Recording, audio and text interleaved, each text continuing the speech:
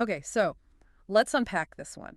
We're diving into a story that it really sits at this crossroads. You've got veteran care, state cannabis laws, and, well, trying to boost the economy in upstate New York. Exactly.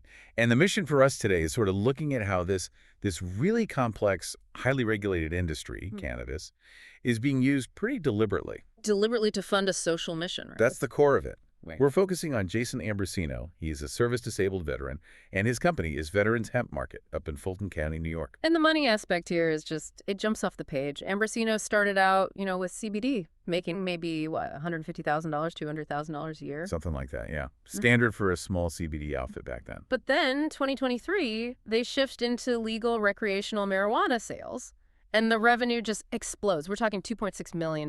In just 8 months, April to December 2023. That's more than a tenfold jump almost overnight. Right. And a jump like that, well, it doesn't just happen randomly. It tells you the legal framework fundamentally shifted what was possible for the business. So the big question we're asking, looking at these sources, is, okay, how did that massive revenue boost actually power his main goal? Which was always about making the money needed to create real change for veterans. Yeah, and you have to understand his personal story to get the why behind it all, the scale of the problem he saw. Let's start there.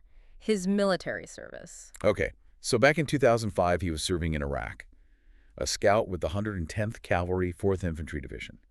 And he was seriously injured by an IED. An improvised explosive device, yeah. He saw heavy combat, later worked in procurement, logistics.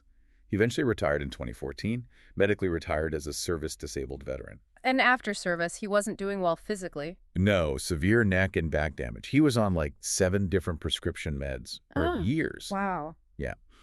Until he started looking for alternatives and found relief, significant relief apparently, from cannabis, cannabinoids, cannabinoid oil. Okay, so that personal experience leads him to start Veterans Hemp Market. Right. Initially, after the 2018 Farm Bill passed, which legalized hemp-derived CBD. So the first phase was small scale. CBD products, trying to educate people. A good cause, sure, but like you said, that $200,000 ceiling, it wasn't going to fund major change. Not even close. And his mission, it's tied to these huge needs in the veteran community.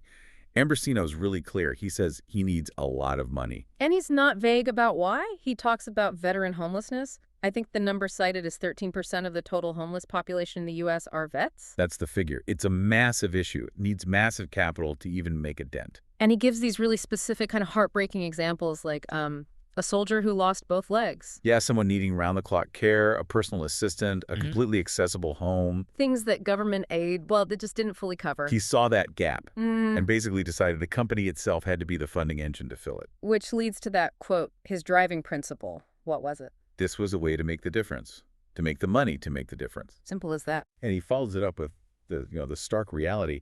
It takes money to affect change. No money, no change. It's blunt, but it really frames the whole venture, doesn't it? He's not trying to fund small projects. He's aiming for systemic support. Multi-million-dollar structural support, yeah. So it's obvious the CBD model, the $200K a year, that just wasn't going to cut it. Okay, so what changed? What was the policy lever that unlocked that $2.6 million potential? That must be the New York state law? Exactly. The Marijuana Regulation and Taxation Act, the MRTA. Passed in 2021, legalized adult recreational use. Yes, but here's the crucial part, the part that connects directly to Ambrosino.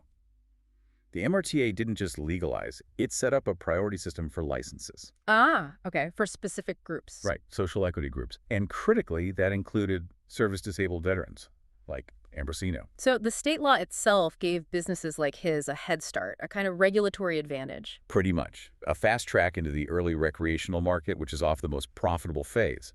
It wasn't just luck, it was an intentional policy design. That's the engine right there.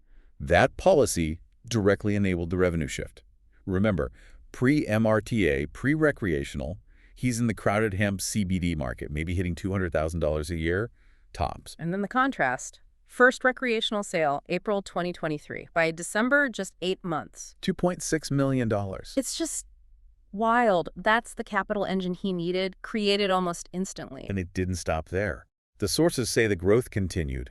First 8 months of 2024 saw something like a 300% increase in sales compared to the same period in 2023.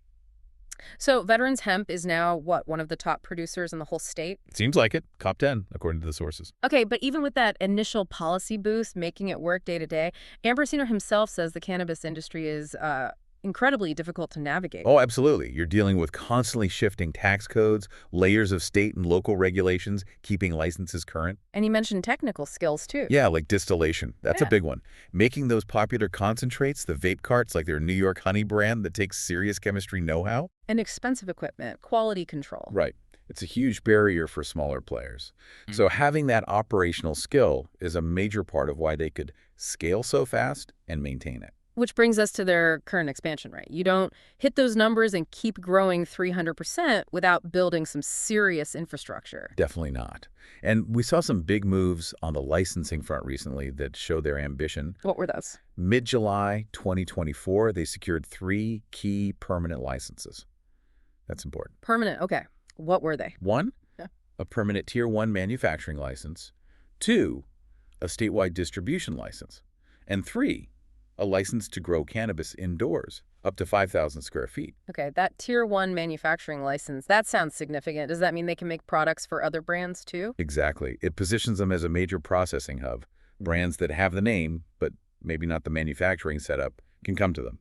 Statewide distribution supports that too. And the indoor grow, 5,000 square feet of flowering canopy. That's not small. No, it's substantial. Mm. And that's driving their need for a much larger physical space. They're apparently looking for a facility now, something like 15,000 to 20,000 square feet overall. Just to house that grow and the processing. Seems like it. They mentioned needing a heavy-duty electrical service, too, around 1,600 amps. Yeah, that's not for office lights. That's industrial level power for cultivation lights, extraction equipment, the works. They're building a factory. Pretty much. And you see that ambition reflected in their product range, too. It's broad. Not just flour. What else? Tinctures, topicals, concentrates, flour, of course, tea, vape cartridges, even beauty products, and, interestingly, a pet care line. Covering all the bases, and they have their own house brands gaining traction. Yeah. Veterans Choice Creations, Space Bud, Bot and Head, and that New York Honey vape brand, which is cited as one of the best sellers in the state. But a big part of the revenue you mentioned is making stuff for other companies. That seems key to their model. Manufacturing for names like Edie Parker, Silly Nice, Continental Exotics, Black Mar, Wick Drops, Klaus Beverages. It diversifies their income and keeps the machinery running. Smart. So they're not just relying on their own brand succeeding. Right. And they're looking ahead, too, planning a new canning operation, a butane lab for certain types of extraction. Butane lab, okay. Advanced stuff. Yeah. And they're apparently in talks with companies in Jamaica and Germany to bring international brands into the New York market, likely manufacturing for them here. So solidifying themselves as a central player, a processing powerhouse for the region. That seems to be the strategy. Now let's pivot a bit, Yeah. because there's that second mission we talked about. Right, not just helping veterans nationally, but revitalizing Fulton County locally. Exactly. Using the business itself as an economic engine for the community. Ambrosino worries about brain drain, losing local talent. That quote really stuck out. If there's no industry here, nobody comes back. It's a common issue for upstate towns. It really is. Yeah. So how are they doing on that front? We have some job numbers. Okay. Spring 2024, Veterans Hemp Market itself had 23 employees. Okay. By August 2024, that grew to 40. But there's also this incubation thing they're doing. Incubation, like helping other businesses start up? Yeah, specifically other veteran-owned cannabis businesses, helping them get licensed, get operational. They mentioned one called the Adonis Company. So Veterans Hemp helped them get started, and now Adonis operates on its own. Seems so. Which means the job impact is wider than just Veterans Hemp's direct payroll. It creates this little ecosystem. Multiplying the effect. Clever. And they expect to add maybe 10 more jobs themselves by the end of 2024. Plus, there's a partnership mentioned. With who? A company called Full Spectrum Ag, or FSA. They're working together to build a dispensary and a grow facility in Mayfield, nearby. Okay, more jobs there. Expect to be another 15 to 20 jobs directly from that project, plus maybe 10 to 15 more through what they call the FSA Partner Network. So you add it all up, and it's a significant number of new jobs for the area. It really is. Yeah. And you have to see that in the context of local efforts to revitalize places like Gloversville. New housing, like the Glove City Lofts, makes it easier to attract and keep people. So the business isn't just creating jobs, it's contributing to making the place more viable. It's all connected. Absolutely. which circles back to Ambrosino's core motivation. He Mhm. says, I think that it's important that this company was never about me putting money in my pocket. Emphasizing again that the business, the profit, it's all just a tool. A means to an end, funding veteran programs and creating good jobs in Gloversville. Okay, so wrapping this up, what's the main takeaway from this deep dive for our listeners? I think it clearly shows how one specific law, the New York MRTA, with that priority for service-disabled vets, Right, the SDV preference. how that created the financial runway needed to fuel a really ambitious social mission. It basically turned a high-growth but very regulated business into a direct engine for change. Both for veterans nationally and for the local community in Fulton County. Exactly. It's Yeah. a fascinating model. It is, but it also brings up a provocative thought, maybe something for you, the listener, to chew on. It is.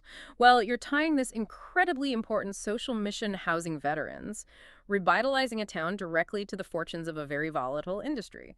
Cannabis is still federally illegal. State regulations change. There's inherent risk there, definitely.